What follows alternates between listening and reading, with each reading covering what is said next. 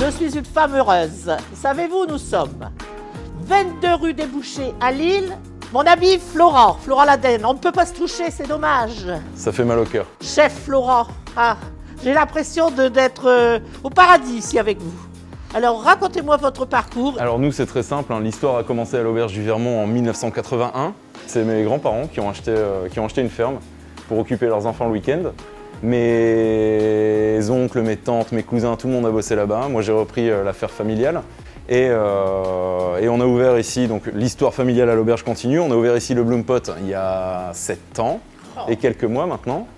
On a ouvert le Beer Buck il y a 2 ans. Voilà, il y a 3 lieux différents. Dans le fond, on travaille toujours de la même façon, c'est-à-dire on ne travaille que des produits locaux. C'est juste la forme qui change. Ici, on est sur un resto de ville, un peu rock'n'roll, un peu parfois presque punk, on va dire. Au Beer Buck, c'est un brew pub, donc on brasse nos bières, on fait de la street food, des choses beaucoup plus simples. Et à l'auberge, on va dire que s'il fallait rester sur une image un peu de musique, on serait sur du folk, quelque chose d'un peu plus bucolique. Chef Florent, vous avez aussi une particularité qui n'est pas ordinaire.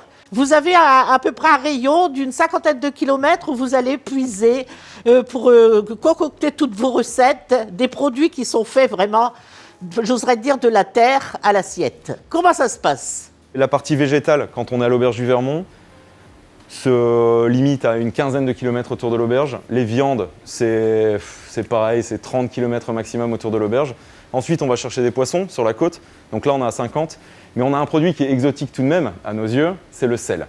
Et la fleur de sel, chez nous, le sel vient de Marquise, donc le Cap Grinet. Et là, on est à une centaine de kilomètres de l'auberge. Pour nous, ça, c'est de l'exotisme.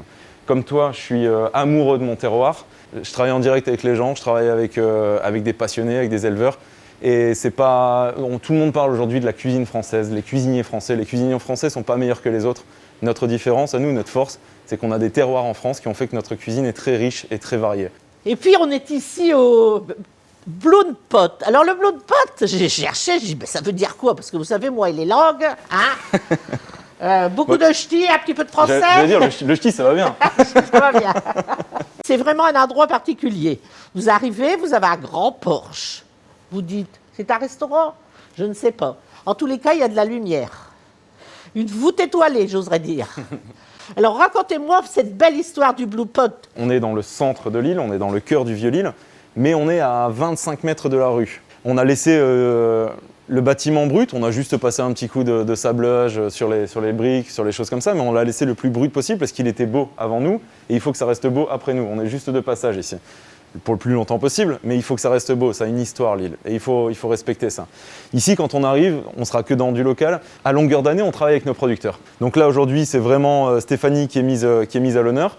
On a essayé de faire des... C'est la ferme du Dunlet, Stéphanie. Hein, à Lefrancouc. À Lefrancouc. C'est magnifique. Allez faire un tour, vous allez voir, vous allez être bien reçus. C'est des gens ils valent bien, je vous le dis. Et aujourd'hui, c'est pas parce qu'il y a une crise économique que je dois plus être client chez eux. Il est hors de question que le Covid mette à mal ce qu'on a mis 10 ans à bâtir avec ces producteurs-là. On est une chaîne, il faut faire attention à chaque maillon et il faut que tout le monde soit là après cette crise. Donc les clients qui viennent ici rechercher un menu emporté peuvent également commander un panier de légumes de mes maraîchers, repartir avec les produits de la ferme du Dunlet, avec du pain, avec du miel. Parce que déjà on est à Lille et que les gens veulent continuer à manger du bon, du sain, du local.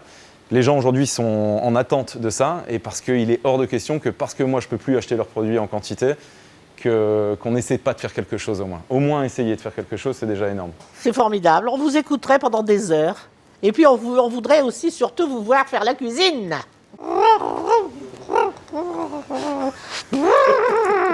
Ah, je le vois, il arrive, mon pigeon adoré. Salut Pépé. Bonjour Salut Julien. Florent. On peut pas. Frère. Ça va mon cousin? Bien et toi?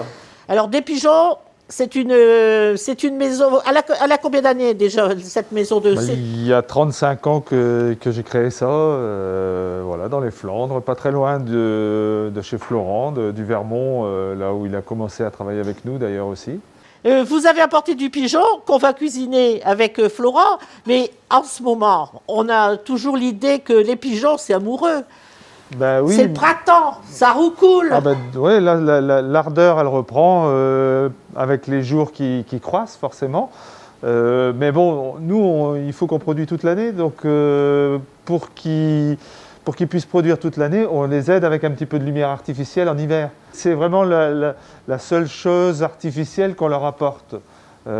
Pour tout le reste, voilà, ils font leur vie comme dans la nature. Est-ce que, je vous excuse, mais est-ce que c'est vrai qu'ils sont fidèles? Bah, oui, ils sont fidèles, mais bon, j'ai beaucoup à dire là-dessus. Et souvent j'imagine un petit peu, c'est à peu près comme nous, quoi. Ah, bah là, On va dire que ça je peut dirais arriver. rien. Les parents vont choisir aussi la nourriture en fonction de l'âge des petits. Ça, Et c'est ce qui fait aussi la spécificité de cet élevage. Et nous, on intervient, mais alors pas du tout sur tout ça, quoi. Merci, Merci Alex. à vous. Mais Merci à vous. ça va pas se passer comme ça. Moi, je garde le chef Florent et nous allons aller cuisiner. Alors, qu'est-ce que tu vas nous faire comme recette, Florent? Alors on va faire le pigeonneau des Flandres avec des pleurotes, avec des feuilles d'hiver et peut-être un petit peu de rutabaga aussi. Alors pour cette recette, on aura besoin d'un beau pigeonneau des Flandres, d'endives, on a besoin de rutabaga qu'on a fait en pickles. J'ai également des pickles de cerises que j'avais préparés au printemps passé, des pleurotes, de l'échalote, de la coriandre et du cresson. Bon, on va commencer par le pigeonneau. Hop, Tu vas lui faire sa fête je vais lui faire sa fête. et après, il fera la nôtre. Hein. Oh oui. Donc les ailes, le cou, tout ça, on le garde. On peut faire un Un jus petit jus, après à la ouais. maison, un bouillon. Là pour cette recette-là, c'est pas nécessaire, mais Et puis, c'est vraiment comme le jus, une petite carotte, une petite branche, un petit bouquet garni. c'est ça. Et on Hein utilise toute la bête. C'est aussi le respect de l'animal, c'est d'utiliser tout ce qui a été produit. Donc là, je fais sauter les cuisses. c'est Sauter la cuisse du pigeon, du et pigeonneau. Du pigeonneau, et c'est les cuisses que je vais mettre en premier à cuire parce que c'est ce qui nécessite le plus de temps. Moi, le pigeonneau, j'aime le servir saignant hein, sur le coffre. On va cuire les filets sur l'os. C'est une des meilleures viandes du monde, donc des Flandres aussi forcément. Mais ça, c'est parfait. On parle beaucoup aujourd'hui de la consommation de viande, de tout ça. Bien sûr, on n'est pas obligé de manger de la viande à chaque repas. Ah non. Mais par contre, quand on mange de la viande, autant en manger de la bonne. Et quand on mange un pigeonneau comme ça, on n'a pas besoin de manger 300 grammes de viande pour avoir l'impression de manger de la viande. Le pigeon, le lapin, c'est vraiment des viandes très identitaires de notre terroir et qu'il faut garder. Là, pareil, hop, on va garder le cœur, on va garder le foie.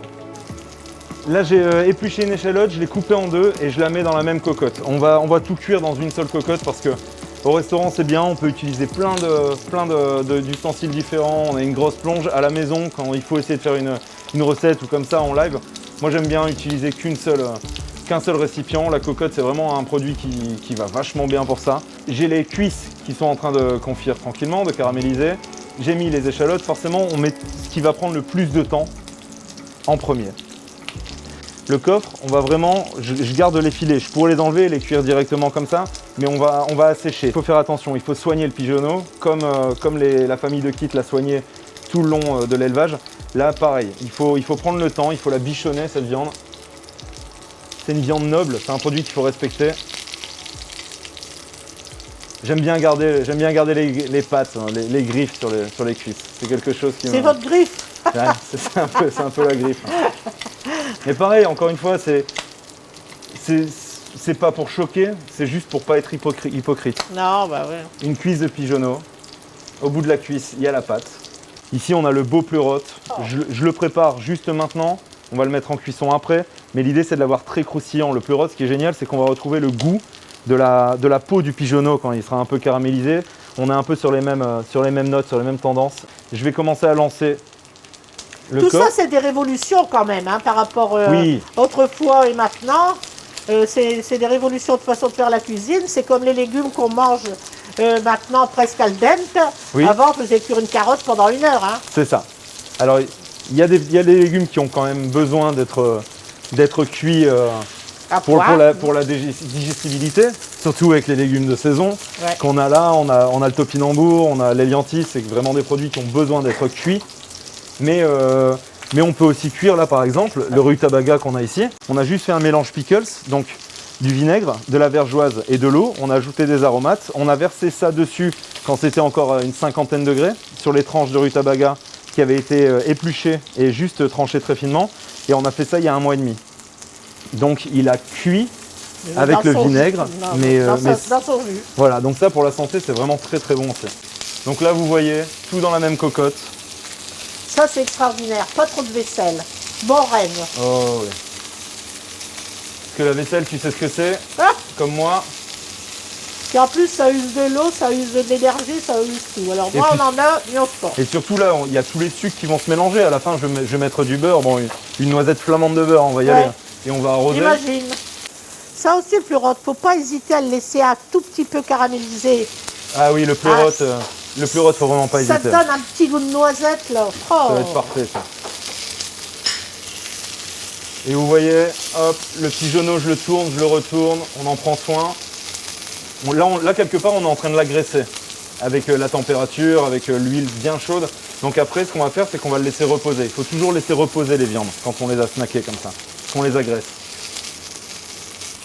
Là, on a le coffre qui commence à être bien. Je vais l'enlever de la cocotte et on va le laisser reposer à température ambiante comme ça, sur le côté. À la maison, si on n'a pas de plaque à débarrasser comme celle-ci, on met ça juste dans une assiette, ça sera très bien aussi.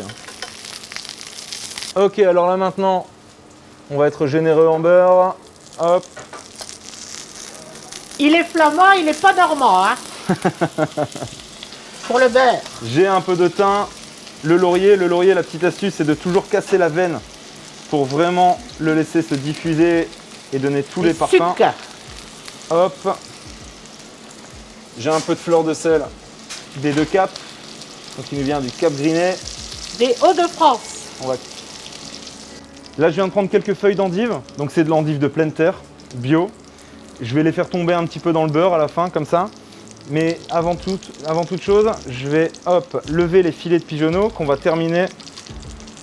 Là, on voit la viande a reposé un petit peu. Je vais lever les filets. C'est les quelques degrés de différence pendant la pause qui font que la viande se rétracte un peu, hein, se détend. C'est ça. Se détend plutôt. La viande va se détendre, elle va continuer à se nourrir des jus, des sucs qui ont été donnés aussi par la carcasse, par les os. On va les remettre côté pot. Et là j'arrose le beurre parce que on va terminer la cuisson aussi. On était bleu au niveau de la cuisson. On va terminer jusqu'à la pointe saignant en arrosant de beurre. Et puis c'est le beurre là qui va lier toutes les saveurs, on va chercher les sucres de la poêle. Ça c'est des gestes qu'on a tous vu faire. Ancestraux. Je vais ajouter maintenant Vous n'avez pas l'odeur les amis, mais moi... les petites feuilles d'endive dedans. Et à ce moment-là, je coupe le gaz parce qu'on n'en a plus besoin. On va pas chercher à colorer les endives, juste à les cuire tranquillement. Pas donner d'amertume qu'on a déjà de toute façon présente dans l'endive. On n'a pas besoin de plus. L'amertume, c'est une superbe saveur. C'est la saveur qui définit la cuisine du Nord. Et je trouve aussi les gens du Nord, c'est là qu'on reconnaît parce que l'endive, c'est une saveur humble. Elle est là pour servir les autres saveurs, pour les mettre en valeur. Et c'est un petit peu les traits de caractéristiques qu'on peut retrouver dans nos personnalités. Des gens de chez nous.